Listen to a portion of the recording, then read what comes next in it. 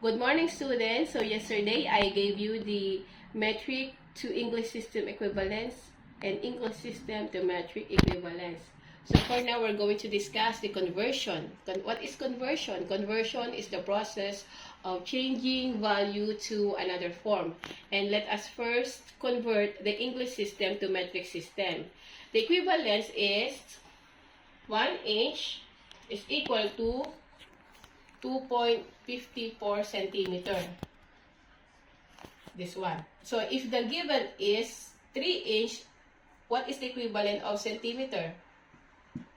Okay. So 3 inch is equal to, write the 1 inch here in order to cancel.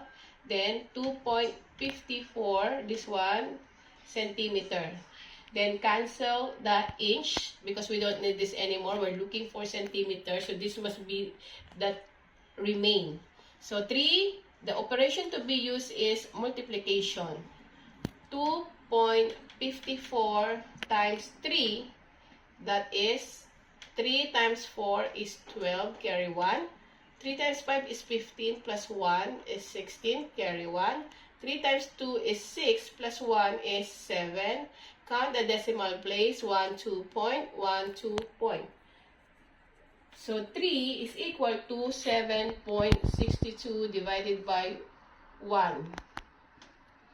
So if the number given is 7.62 divided by 1, the answer still remain 7.62 centimeters. So therefore, 3 is equal to 3 inch is equal to 7.62 centimeter. Another example, 1 foot, English system to 30.5 centimeter. So what about if the given is, we are looking for 2 feet.